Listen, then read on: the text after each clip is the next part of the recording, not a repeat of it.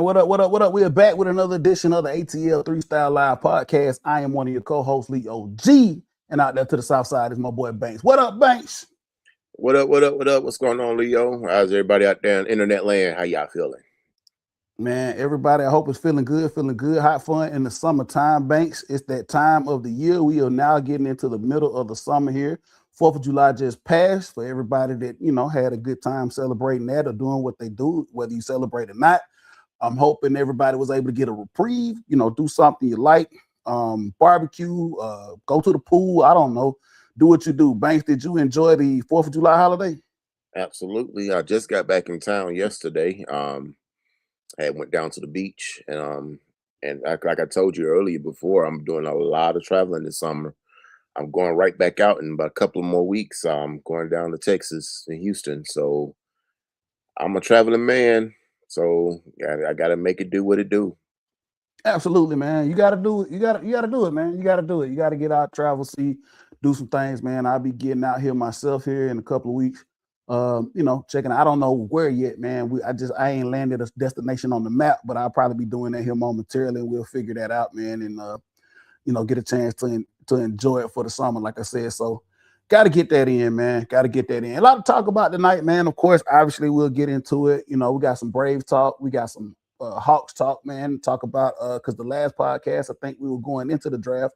We'll talk a little bit about that, but of course, obviously, what's going on right now is still the World Cup. Obviously, there are a lot of things to talk about surrounding the World Cup as we move into the quarterfinals of the World Cup. Banks, I know.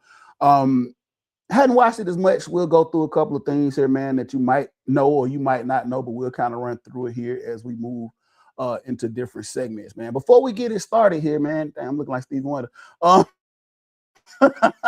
We can't forget about our boy out there on the east side. Is that right, Bank? Yes, sir. Yes, sir. Check out my boy Eastland Woodworking Company. My boy Phil. He will hook you up on anything that you want personalized. He does a lot of woodworking, as you can see.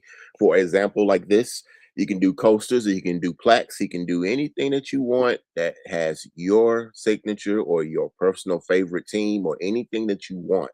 Just hit my boy up on that QR code that you just saw and tell him that we sent you. Absolutely, man. Tell him ATL 3 Star sent you, man, and you know what I'm saying, he'll hook you up. Banks, man, listen, World Cup, man, at its finest is still going on strong here, man, leading up into the quarterfinals here, semis. Today we just had second to the last match to be held at Atlanta Stadium, aka Mercedes-Benz. We'll talk about that here in just a minute, man. But it's World Cup vibes, man. So still running, man. Everybody has said that the Atlanta vibes, as far as the World Cup are concerned, are second to none, man. They said that they are beating out every other city. Everybody that's coming to the ATL for the World Cup, man, has said it is just out of control. All of the general admission tickets for the Fan Fest are sold out for the duration of the World Cup, man. And it's been vibes, man. Not a lot of chatter as far as like negativity. It's been all vibes down there at the FIFA Fan Fest, brother. Well, I would have to say this, so you can look at my tagline, which says Atlanta gonna shine.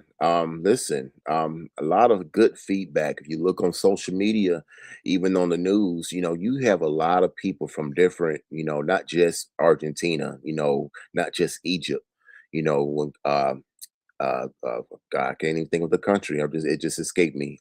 Congo. They played England. If I'm not mistaken, correct? It was England. Correct. They had good things to say about the city. They had like somebody that's doing like a on the street reporting, like asking like, how did you enjoy the city? How did you enjoy the stadium? Everyone loved our stadium. I don't know, have they been to other ones in comparison? But they said the number one thing they like about our stadium is the air conditioning. So I guess we got to take that into account next time we go up in there, Leo. Just feel that AC. So they was, besides the AC, they love the food prices. Yeah, I can only imagine going to other places. I've seen a lot of people doing a lot of comparison to SoFi. And SoFi is going to always be up there in the best stadium and best facilities.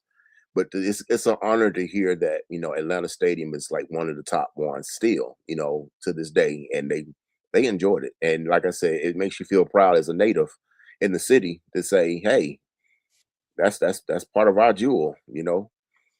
Absolutely, man. Yeah, SoFi came on after Mercedes Benz. We knew that, Mercedes Benz, once it was built, then everybody else, that was going to be, it was going to set the standard at the time. I mean, that's what happens. Somebody builds a stadium and then the next city says, hold my beer.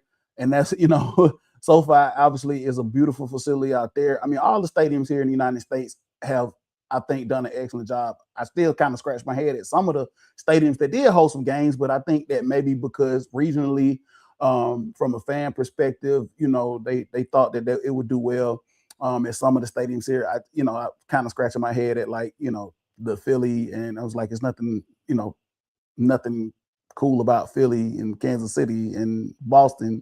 I think there were some other stadiums that they probably could have used that would have had a better look. But logistics and a lot of other things probably went into consideration when you talk about these stadiums that have held these games, man. But like I said, man, shout out to Atlanta and shout out to all the cities that hosted, not just in the United States, but Canada and Mexico as well, man, for doing an awesome job here, moving forward as we get closer and closer to the finals. Banks. So here we're just gonna jump right on into it, man. USA men's. We'll talk about them since you've been following them, and then we'll talk a little bit about some of the other teams and what they've done and what's transpired over the last week or so. But USA, man, they make it into the round of 16. They get out of round of 32, round of 16. They beat Bosnia and Herzegovina. They were able to do that. And they made it into the round of 32, and they took on a Belgium team who was a top 10 European team. They fall short last night. Well, I don't want to say they fall short. This is the equivalent of a blowout, 4-1 to a Belgium team that was pretty good, amongst some controversy that we'll talk about that here in a minute. Banks, I don't know if you got a chance to watch this game, but this game was very, very, very hard to watch. I mean, Belgium scored early. USA were able to equalize, and then they conceded a goal within 5 minutes after they equalized. And I think Belgium never looked back, man. They said, you know what, we got to put our foot on the gas. Banks, your thoughts on the USA game against Belgium and just in general their run in this World Cup? Man, it was built to ass. I think after that, after that third goal, it was so. I think I turned it off. I think I turned the channel after that third goal. I was like, I've never seen anything so. What was that? I don't even. I was so disgusted, and it was like, you know what? Okay, and I put a lot of stuff in perspective. Belgium's a better team. It's like if you didn't want to believe it, you kind of wanted to say that USA had a chance. What I'm saying, you always want to say they got a chance. You didn't want to just be like, USA is just there just to host. I mean, I felt like we might shock the world, whatever, but it wasn't meant to be. And when I realized, I put it in perspective. I wasn't down long. I mean, after I turned the game back on, I was like, okay. I mean, it is what it is. I mean, I guess we have to see them in the next 4 years, I guess. I mean, listen, man. We talked about this. We talked about the expectations for the United States men's national team. Making it to the round of 16 obviously was where the bar was, but we looked kind of further in with the talent that they had to say, hey, maybe we can make it to the semifinals here in Atlanta. Maybe we can. We knew that there were a lot of strong teams, but we figured that the USA had a good chance. Like I said, man, we talk about the United States and where soccer is, and that's a whole, conversation, a layered conversation of things to talk about. And how can this team get, better? How can they get to be, top 10, top 5 in the world? I think, being a top 20 team in the world says a lot, but it just can't get you over into, some of those conversations when we start talking about, semifinal, quarterfinal, semifinals, and actually playing for a final in this, the biggest tournament in the world. It's been dubbed like, this is kind of the golden age of, United States men's soccer. You have a lot of kids, man, that have played this sport for a while. It's not just, it is a prevalent sport here in this country that, people are kind of taking serious. But at the same time, as we talked earlier, Banks, this is a sport that sits, on some people's list as the third or fourth sport of interest in this country. Just your quick take on why this sport is still not gaining traction. I mean, we have support. I mean, I think that there is a big group that supports the U.S. men's national team. But as far as like just the attraction to the sport and why the numbers are still low and it lags behind, the other top sports here in this country. I mean, we have a thing called NFL in this country. We got a thing called college football in this country. We got a thing called NBA in this country. We got a thing called Major League Baseball in this country. So, I mean, I know that's not, an excuse because other countries have baseball. I can't say a lot of countries have basketball, but I mean, they do, but I mean, it's not like NBA level. You know what I'm saying? It's like they have a second tier kind of basketball league, whatever, but it's not like our NBA. So I mean, I don't know, Leo. I feel like maybe, if one of those leagues take a back seat a little, which is, good luck with that. Maybe soccer will, present itself as maybe as one of those big four. I said big four because I didn't include hockey, but I mean right now hockey is part of the big four in this country. So I don't know. I think maybe I guess we keep progressing towards years, maybe 8 years down the line. We may see a bigger support, for soccer. There's a very big jump. I mean, I've been following the sport for quite some time now, and I can remember, the visibility and just being able to go watch it was very, very hard, even 20 years ago. Even the World Cup and the interest in the World Cup surrounding it. I think there has been a push. It's been a very, very slow crawl. I don't know if this is because the MLS in this country is not a top tier team like a top tier league like they are in Europe. Just the talent levels. I'm not for sure. I mean, there is a slow crawl, and we do see there's some traction, but it's just not the level that you would think that we would have. I think there are a lot of different layers as to why I think it's not just one particular thing. Yeah, we have other sports that are top dogs, but I mean, you can make the case that this sport can make a push to, like I said, be one or two, in the pecking order. So I don't know. Maybe that's another type of conversation. We bring Reds on, bring Rocks, bring some of our other, what I'm saying, soccer guests to come in and just have a full-fledged roundtable conversation about what needs to happen. I think we've done that before, but we need to just set out and see, hey, what else can be done to get the ball rolling on this, man. So, like I said, there was some controversy with the United States men's game against Belgium. So going into this game, the previous game, the United States played Bosnia and Herzegovina. I hope I'm pronouncing that right. And our premier striker, Balogun, ended up getting a red card, a controversial red card at that, which meant he was going to have to sit out of this game against Belgium. Banks, I know technical things and penalties and red cards and fouls are a little, there are a muddle in interpretation when it comes to soccer. But your take on everything that you saw, based upon the call that was made, do you think it was warranted for a red card for Balogun to begin with, for him to exit that game and then for him to be suspended for the game against Belgium? I might be biased, but what I saw and I kept rewatching it, it looked like it was incidental. Maybe that's just me. Um, but at the same time, though, I knew when the call was called, I'm like, that's what it is. And for it to be overturned, then I was like, oh, here we go. You know what I'm saying? Now it's about to get real messy, real muddy.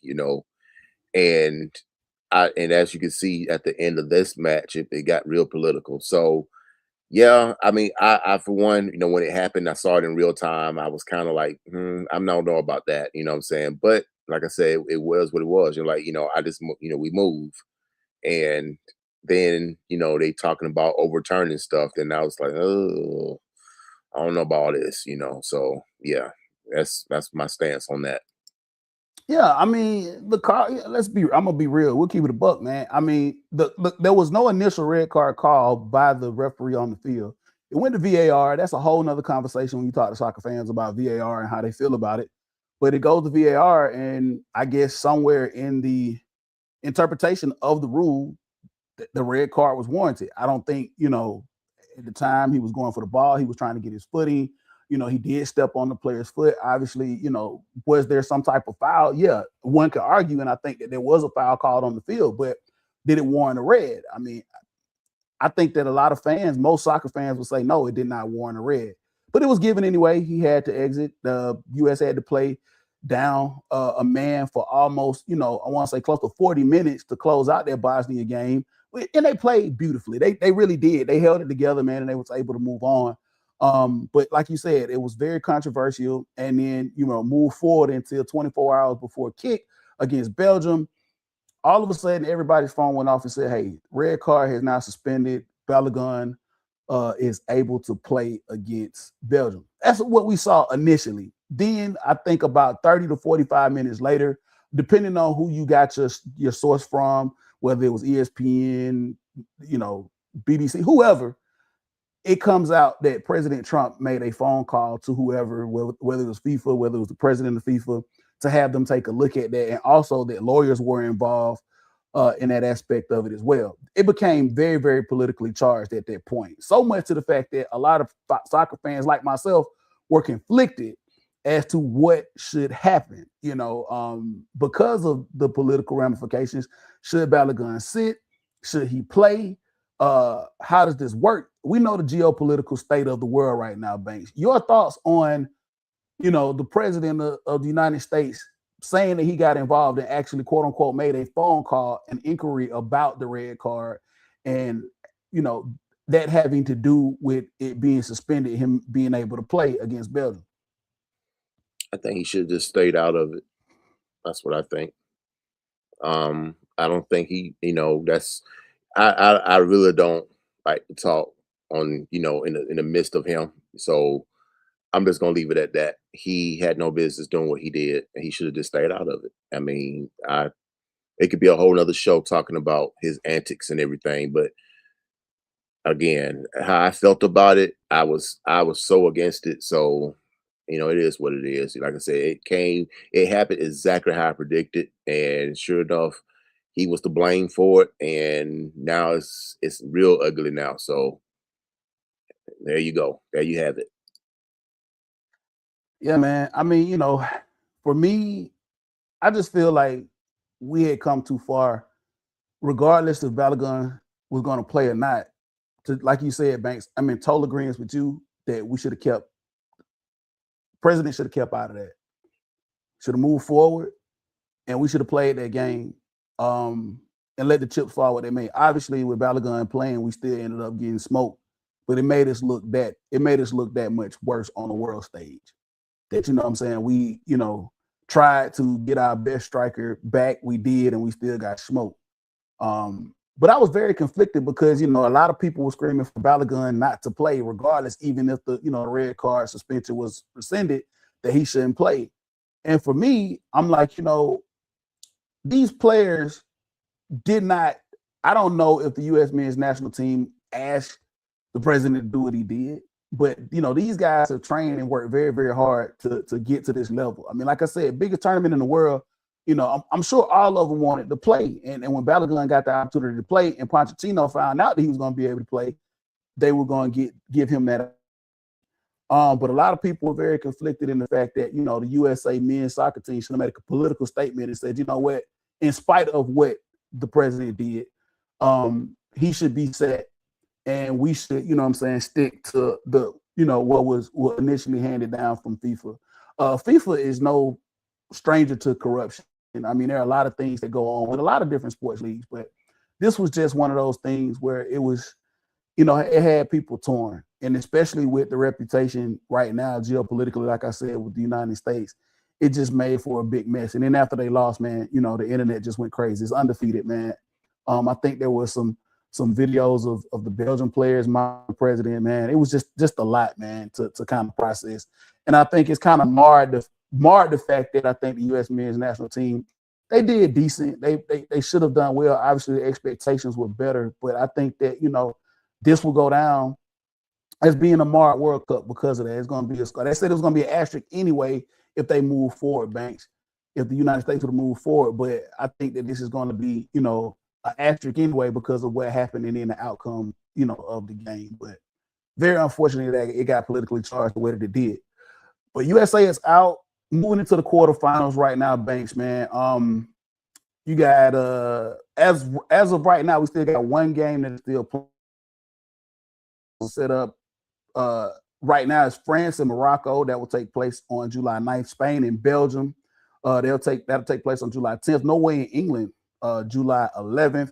And then Argentina is waiting on the winner of the Switzerland Colombia game. I think right now they're going into extra time in that game.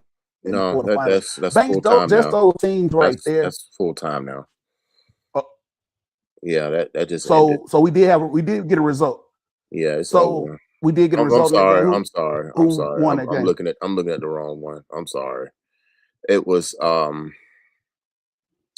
So I think we in extra time yeah, right now. yeah. I'm sorry. I'm looking at the wrong thing. It's Switzerland and Colombia playing still. Extra time, yeah. Yeah. And they'll face yeah. Argentina. Right. That's my bad. I looked at the wrong bracket. Yeah.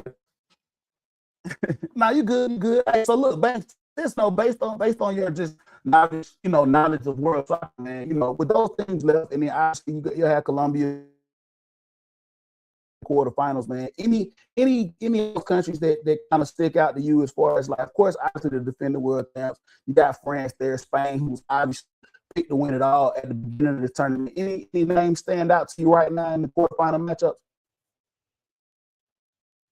No, not really. I mean, I guess Argentina for winning it, the last winner, I guess. That's the only one. I mean, France is the favorite this go round, so that's about it. I mean, there's no surprise in this this round of 8. Supposedly the winner between Colombia and Switzerland, whoever that is, will face Argentina. No, I don't.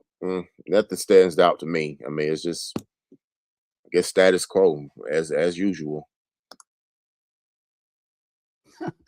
It is what it is, man. I'm looking forward to it here, man. Like I said, I have my thoughts here in just a minute. So Banks, African nations, only one left. Morocco is still there. So most of the African nations that we were pulling for are gone. Cape Verde was actually put out. They were defeated in the round of 32 by Argentina, man. But they went out swinging, brother. They went out swinging. You talked about how you kind of took a liking to Cape Verde, and just them making it, man, and just being that small country, that underdog, man. Argentina had to really fight and dig out a win. Cape Verde was up. Argentina ended up winning that game 3-2, man. Your thoughts on Cape Verde, man, and how they just really kind of shocked the world, man, and now they're the darlings of world football.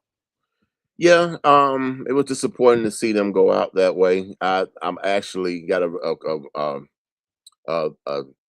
I gotta come out and say something about that. When I was watching Cape Verde, I was really pulling for them. Hopefully they did pretty well, but my attention really was on DR Congo. I really took a real strong liking to them. Their fan base was so in tune to it. That whole belt to ass motion, I was loving it. The whole whip, that's the whip crowd, Fimbu. with Fimbu, Fimbu. I loved it. I loved every minute of it. And they came to our city, doing that whole motion like that. I was like, that's what I'm talking about. They had England on the ropes. It would have been a nice story to see them move on. They really, to watch. They had like a montage, for that match between England and DR Congo. You would see the facial expressions on some of those people that was, in the stands. I got a story to say about that match in a few minutes, but their facial expressions was elation that I've never seen before. It warmed my heart to see that they were actually like hanging on every second of that match. And when they scored that one goal, I mean, it was like, it was a release that I've never ever seen a fan base do. And for the record, and I don't know if anyone heard, but that particular goal that DR Congo made over England, I don't know who was measuring, but that was the loudest that they said this Mercedes-Benz has ever been. Now we hosted a lot of things in that place. We hosted SEC championships. We hosted college football championships. We hosted Super Bowls. But that only goal, was the actually loudest point that they ever heard in that stadium, and it blew me away.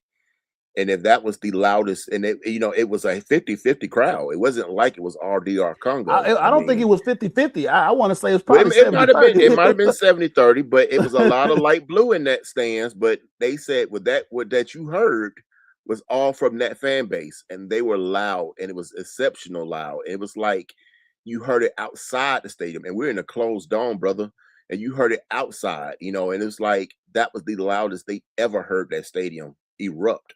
And like I said, we had some big moments in that stadium since it's been built. But the loudest, I mean, at that, look, hey, DR Congo, wow, brother, I was, like I said, it warmed my heart to sit there and watch that over and over and over. And I kept rewinding it, that goal, that goal, that goal. And it was, listen, yeah, Cape Verde, they did their thing, but DR Congo, they was a number one fan from me. Listen, Banks. This is the World Cup, man. This is the emotion of the World Cup. This is what I tell a lot of people that don't watch soccer about the passion of this sport. And this is not just at an international level, it's at a club level as well. It's all over the world. This is let's make no mistake about it, Banks. We broke it down. This is not the biggest sport in this country. Okay. But outside of this country, this is the biggest sport in the entire universe that we know. And the passion is like none other. You talk to these people, man, from Cape Verde, from Congo, from Ecuador, from Argentina, the passion is there, and and you feel it. You know what I'm saying? I mean, yeah, we've had Super Bowls, we've had our moments, watching championships, Banks, man. But like you said, when you see an emotional moment like that, it does something to you. It goes beyond, the realms of sports. I mean, that was a genuine emotion. Listen, when they panned in the crowd, I watched Paraguay when they beat Germany. When I saw grown men crying, I'm talking about crying like babies, the elation, the emotion. I mean, it's nothing like it. It's nothing like it. And I challenge a lot of people to watch some games, man. Watch a couple of games, man. Right now, especially going into the quarterfinals here, it's gonna be some tough matches, and you're gonna be hanging onto your seat. I mean, we'll talk a little bit about the match that happened today down at Atlanta Stadium, man. But Banks, you get it. You have epitomized basically everything that is going on with the emotion of the game, man, and that is the World Cup. So, man, yes, a lot of emotion, and proud of all the teams that participated. Especially the smaller teams that were able to go out there and show what they could do, man. Like a DR Congo and a Cape Verde.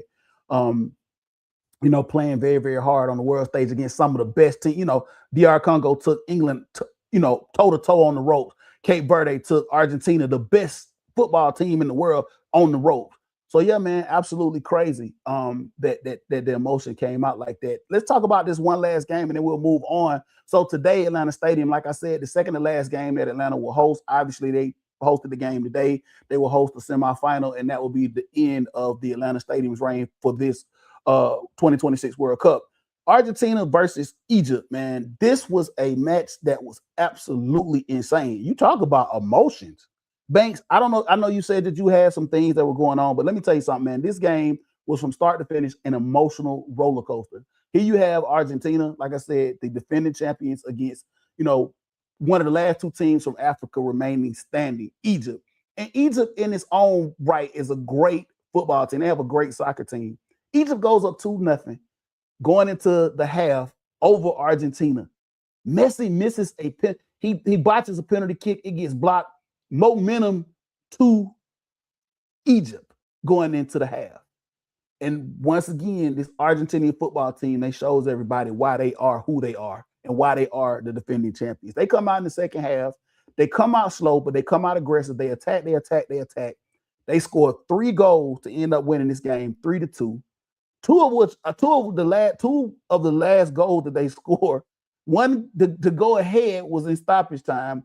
The one before that, I want to say, came off of a ball that Messi caught, with about 17 to 18 minutes left in the game, if I'm not mistaken. Banks, like I said, you see the highlights of this thing, man. This was an emotional game back. It was crazy. It was nuts. I don't know if you heard about it or you got a chance to see anything or saw the highlights, but it was absolutely, I think this was a classic World Cup game. We're going to go down as probably one of the best World Cup games that we've seen. And we still got some more to play in the 2026 World Cup, man. Yeah, I didn't get any highlights of that. I'm gonna have to go back and check it out. All I just see is a lot of backhanded stuff from Tom Brady about the Falcons, but hey, I figured that was coming. I knew there was going to be some correlation with our football team and the World Cup in some form or fashion. Don't know how they correlate with each other, but they will somehow squeeze it in some way somehow. So there you go. So yeah, Obviously, man, like I said, man, great matchup today over in Atlanta Stadium, man. Got one more going on. Banks, man, kicking it over to you here, man. We'll talk a little bit about the Braves baseball here, man, as we go into the middle of the season. We're almost here at the All-Star break, man. A lot of things going on over there. Braves they were red hot, smoking hot. And now they've kind of slowed down a little bit, man. Only 3 games over the Phillies right now. Still number 1 in the NL, but right now they got a little, they in like a little hard spot right now, when you say. yeah, this is adversity that we were kind of waiting on. A lot of people, figured that April and May run was going to stop eventually, and sure enough, it did. And a lot of our deficiencies from the off season is coming to roost. Um, yeah, I look at it like we got a lot of things to work on, and a lot of things to, I guess, to kind of iron out between now and September. I guess we're still in July, and we still excuse me, we still got time. But I don't know, man. It's frustrating. We had the lead yesterday, and we gave up the lead on another blown save by Iglesias, and we lost it in extra innings. Back-to-back nights, we had a chance to win the game and didn't do it. The timely hitting has really gone down the drain. You don't really know what's going on with that. I guess it's that lull before the All-Star break when a lot of the guys are looking forward to it. They just kind of like check out a little bit. I don't know. I'm trying to reach for straws here. But at the same time, like you said, we're still in first place.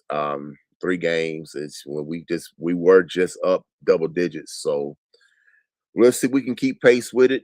We got the Pirates tonight. Let's see if we can get this series win, hopefully, and start back how we were and some kind of momentum going into the All-Star break.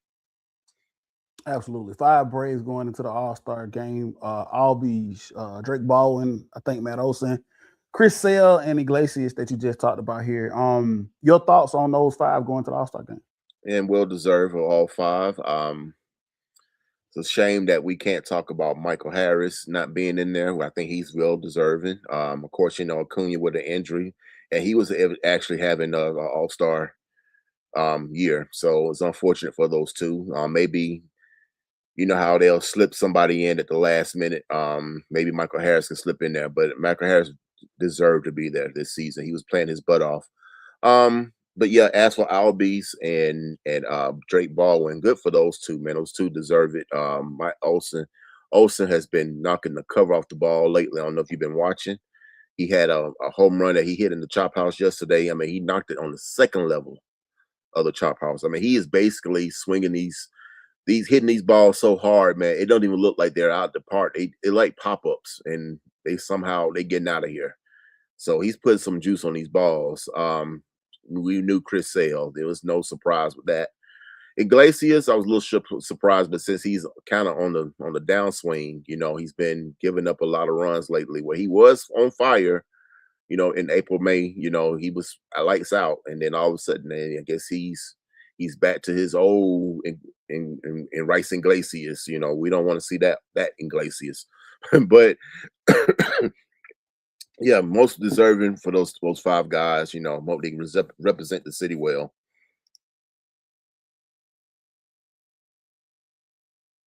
Absolutely, absolutely. I couldn't be more proud. Like I said, hopefully, like you said, some of the heat is slowed down. That's due to injury, and that's just due to the grind of baseball, man. But like you said, All-Star break coming up, 5 representatives, man, and hopefully the Braves will hold on and catch some fire going down the stretch, man, and hold this lead, man, and be able to do some things going into the postseason, man. Still a lot of baseball left, obviously, like you said, man, trying to fight it out and get it to October, man, and long waters and see what we can do, man. So Braves are there, man. All-Star game is coming up. Can you believe, man? Yeah, we got halfway through the season of baseball here, man. And we kind of, like I said, rolling in a couple of weeks here, man.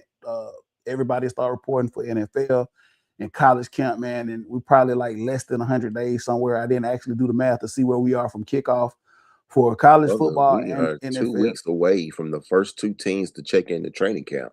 2 2 weeks weeks. away from the first two teams to The check in the first 2 training camp. teams to check in the training camp, that's the Carolina Panthers and the Arizona Cardinals are checking in, I think, on the 22nd. Everybody else checking in a week later. But that's 2 weeks away, ladies and gentlemen. We're talking about training camp, and that's it used to be a time where off season of NFL lasted forever. Now it's like here we are. We just got out of mini camp and OTAs, and now here we are talking about training camp. And we're 2 weeks away from it. So let's go. Absolutely, absolutely, man. We're right here at it. It's coming up, man. Season will be here before we know it, man. And we'll have a complete breakdown and talk about the Falcons once we get into training camp, as we always do every year. We do the whole spiel, talk about training camp, and then we'll do our annual Falcons preview, where that's what we'll do. We'll break it down. We'll talk about the Atlanta Falcons, our expectations, and what we see moving forward into the season as we get closer and closer to the start of the NFL kickoff, Banks, man. It's upon us, man. So listen, like I said, man, a little Hawks talk as well before we close this thing out, man. Last podcast we did a couple of weeks ago, man, it was Hawks draft night. And I think to no surprise, man, the Hawks, they went out, they got a couple of people, and I think I actually called it, man. Looking at some of the mock-ups, man. Hawks had the number 8 pick, 23rd pick, and the number 52 pick, if I'm not mistaken, if I'm reading that right. We said they needed a guard. Obviously, they went out and got Kingston Flemings. Needed somebody to be able to do something in their front court, man, because we didn't have anybody to push. But Trey's gone. We needed another guard to push the ball up. We were doing it by default. Everybody was kind of taking a hand in that, man. So they went out and got a crafty guard. I think that'll be pretty cool. Also, man, went out and got a guy, Banks, I don't know if you're familiar with him, Zuby, a Jawfor. I don't know. I'm the name butcher. A point guard, center, 6'9" guy that they picked up as well, and also Henri Vessler, number 2 pick. I mean, at the number 52 spot, a center coming in at 6'11", needed some more depth there in the backcourt, man. Obviously at the 5 position. Banks, I can tell by your facial expressions, man. I don't think any of these draft picks moved the needle for you, man. But if you tell me anything about any of these guys, did you take a look at them, see any highlights, did you hear any interviews, any secret? I know you got your people everywhere like TMZ. What have you heard when it comes to these draft picks, man? I didn't. It wasn't about moving the needle for me. I know we needed a point guard, so I'm okay with Flemings. That Zuby guy, I never heard of the kid until he went to St. John's, I believe. I did some homework on him, and I saw that he played at St. I saw the highlights of St. John's. He looks like he was okay. I can't really say it was a good pick or not. I mean, we'll see. I guess for what I'm hearing down at the summer league in Utah, that he's really doing a good job. So maybe we can, one day we can take a sneak peek on the summer league action. As for the guy in Vessler, whatever his name is, I don't know what happened. I heard of the guy. He played for North Carolina, and he ended up falling all the way to the second round for some apparent reason, because he didn't sign a 2-way contract or something like that. I don't know. I don't know what happened with that. All I know is a lot of people think that was a steal because he was supposed to be in the top 20 guy or something like that. We'll see with him too. When I first heard it with the 2 guys, him and Zuby, I said, well, College Park just got better. So, I looked at it like that. But I mean, at the same time, I mean, maybe not. I mean, we'll see. But I mean, like I said, Flemings was somebody I was okay with. I felt like we needed him. And I mean, hey, we need a replacement from, Trae Young. Will he be like Trae Young? I don't know. But if he could be serviceable and distribute that ball, that'd be okay with me. I for one, I'm kind of on the wait and see with the Hawks. They didn't really do a lot in the offseason like I thought they were. I thought they were going to really bring home a name to kind of put it all together for what you did last year. You went to the number 5 seed after you came from nowhere, and basically what you're basically telling the fans is we're just going to run it back with the same people out there. I don't know. You got mollywopped by the Knicks, so I mean that same team kind of let you down. So I don't know. We'll see, bro. I mean, you making big changes and big adjustments. I mean, you can't just scrap it and hit the reset button every year. I mean, you gotta you kind of gotta go No, with what you got. I didn't say scrap it. I mean, add to it. I mean, it's okay to add a veteran. Would I like to see seen I mean, I felt like any kind of move would have felt like we're trying to do something different. I mean, if you felt like this team here, this is assembled today, is going to get us further than we were last year, I don't know. I have no idea because you know how I feel about the head coach. I'm not a fan of his, so that was a strike on him for me already. So I felt like we should have made a different move on that end. But Ansi Soleil said he don't think so. So it's all on him. I mean, if you feel like we can run it back and get further than the first round, we'll see. But I mean, until then, I mean, I just feel like it's a wait and see for me. It's nothing about this team currently that I'm just going to be like, I got to see those. I got to see these guys play. I just got to see them. We'll see. I mean, yeah, we'll see. We'll see with the Hawks, man. Obviously, they are. I think the team that has the least expectations in this city. I will say that much. And I know a lot of people probably going, I'm probably gonna hear it from a lot of people, but I think that when it comes to expectations, I think that they're like the third team, on the totem pole. I think the Braves have the highest expectations. Obviously, I think the Falcons have a lot of expectations, and when it comes to the Hawks, it's just like, okay, like you said, Banks, it's the Hawks. What did they do to improve? What exciting did they do, to that is going to get them or carry them over, right? You know what I'm saying? And I think it's just been like we've talked about this all the time. It's like there's always this. That's the Hawks, right? There's never no ebbs and flows or nothing. It's just What I hate about the Hawks as the franchise, it's like they do the little things and they have little success in it. They feel like that is the most success, and it's not the case. When I have an example of that is the way you was left for dead, but prior to that run they had to get to that fifth seed. Okay, there was a play-in team, a play-in team. It barely at that, and you made it all the way to the fifth seed in that in miraculous run that they did, and they felt like that was okay. I mean, yes, it's okay, but it's not enough. Like you can't just sit on that. You got to be better than that. I mean, in my opinion, if you feel like that's good enough, I mean, we're gonna always be riding that. Okay, well, at least we did this and we did that. We don't have to improve, and if it was not broke, don't fix it. You're gonna stay in that mid tier. You're gonna be mid going forward. I mean, I feel like sometimes it's okay to swing for the fences at least one time. Do it one time, but you don't do it at all. And what you do, whatever you do, and it's enough, you sit on it and you try to sell it to the fans as to say, watch and see, and then we watch and see, and you don't do it. So there you go. hey, it is what it is, man. Shout out to the Braves taking an early lead on the Pirates. I think 1-0 right now over the Pirates. Don't know what's happening over there in World Cup land right now. I know that we had discussed that Switzerland and Colombia were in a dogfight. And it looks like Switzerland has advanced. Looks like Switzerland has advanced. They beat Colombia in penalty kicks, it looks like. So Switzerland now will take on Argentina in the quarterfinals. That's crazy. That's wild. So yeah, we got all our quarterfinal matchups.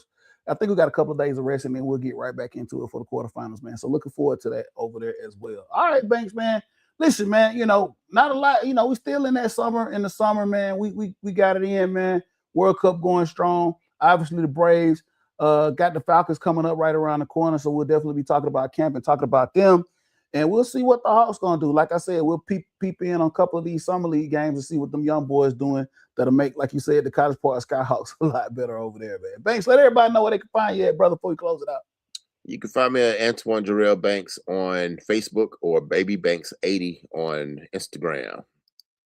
And that's what's up, man. You can follow all our streaming platforms on social media, man. It's ATL3 Style. We do it live and we bring it to you, man, talking about sports from a fan perspective, because that's what we like to do, man. So like I said, make sure you hit us up, Facebook, YouTube, where we at, Twitch, you know what I'm saying? So if you're still on Twitter, over there too, Instagram, all those places you can catch us and find us. Also, man, to our people that got some people that's still trying to partner up with us, want us to drop some of their products, man. We'll definitely reach out to you. We got some stuff going on. So just hold on, be a little patient, man. We'll get that all worked out and we'll get that incorporated into the show as well, man. So shout out to everybody, man, that's trying to partner up with us and get this stuff out here on our podcast. Thank you for listening. Thank you to everybody that's been subscribing. We definitely appreciate the support, man. Tell a friend to tell a friend to tell a friend, man, to, support us, man. You know what I'm saying? Give us a listen, man. Even if it's 5, 10, 15 minutes, whatever. If you like sports, if you like Atlanta sports, man, we do it for the love of it, man, for the passion of it. That's what we do. You know what I'm saying? That's what we do. All right, man. It's been another edition of the ATL 3 Style Podcast Live. We're going to be out.